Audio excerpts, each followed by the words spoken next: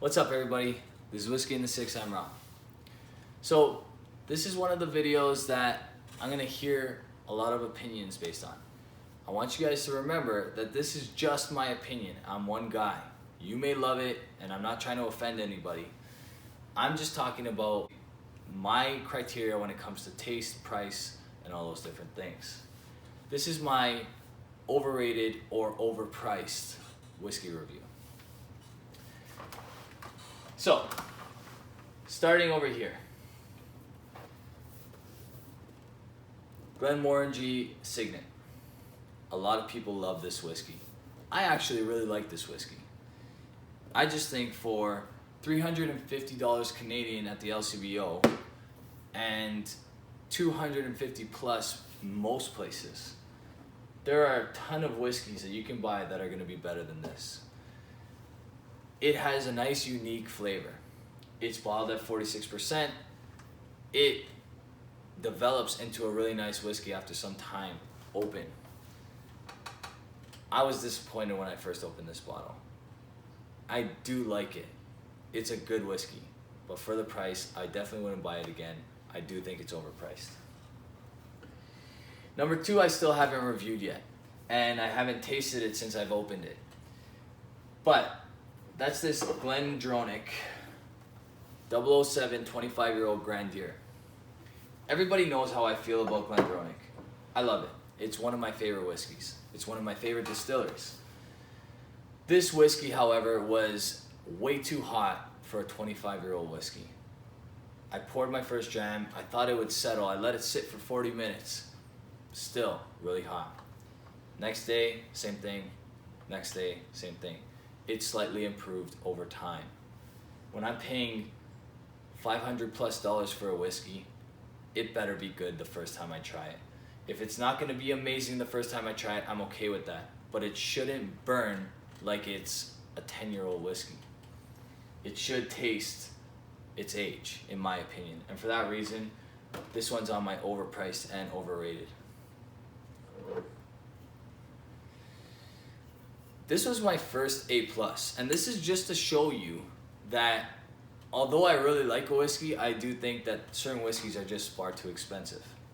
At the LCBO, you can't get this for less than $270. This is the Ben Riach triple distilled 1998 Pedro Jimenez finish. Very good whiskey, but for $270, I can buy better whiskey. This is too expensive. And for that reason, I won't be replacing it. Now, people know I like Catalan. And it's important that I include these types of whiskeys in my review today because I want you guys to know that although I like certain things, I do think that a lot of this stuff is astronomically priced. This Catalan ex-bourbon oak is probably about 2 years old. Maybe it's a little older. Maybe it's close to 4 years old. I don't care about the age. What I care about is, yes, it is good whiskey, but your entry-level whiskey should not cost 120 American dollars. And for that reason, this is on my overpriced. You talk Pappy Van Winkle and you think secondary market. The secondary market on this bottle right here is $400. This is not much better than what you can buy for $50. I love this whiskey. Don't get me wrong. I think it's fantastic. It's not worth the secondary market. None of those bourbons that are going for those astronomical prices are worth the secondary market. The William LaRue Weller that I had, would I buy it again at $200? Absolutely. I think it's well priced at $200 Canadian. Would I buy it for more than that? Absolutely not. I don't think it's worth it. I don't think it's fair for people to spend $200 plus on a whiskey that they can get a similar quality whiskey for a lot less. I haven't even reviewed this one yet. This bottle, and everybody knows how much I like Macallan. Again, that's why I included it. This bottle goes for $940 at the LCBO. It is tough to find this bottle for less than 600 American in most places. This is the Macallan 21-year-old. Fine Oak. All right, that's what it looks like. I haven't opened this bottle yet, and I probably won't. If I can bring it back to the LCBO, I probably will. The reason for that is I've had the opportunity to try this on a couple occasions at one of the LCBO locations. And although they only give you a shot at a time, an ounce at a time, whatever it is, you're able to get a good idea of what that whiskey is all about. If I'm spending anywhere north of $200 for a whiskey, it better be full-bodied. It better be incredibly diverse. It better be incredibly tasty. That's it. And this was weak. It felt thin to me.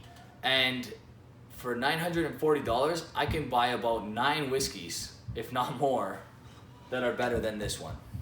Sad to say, I know I'm gonna get a lot of heat for that, but it's the truth, all right? I would rather some of their no age statements than this one right here. So, this is my opinion. Again, I wanna reinforce that because if you like these whiskeys, I'm happy you like these whiskeys. If you spent big money on these whiskeys and haven't tried them yet, I still encourage you to try them because you probably are gonna have a different opinion than me, all right? It's just one man's opinion.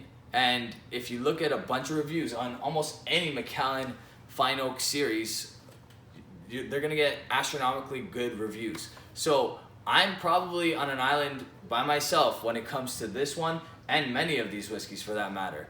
Most of them, my critique is simply that they're overpriced and that you can buy whiskeys for less that are better. But it's my opinion.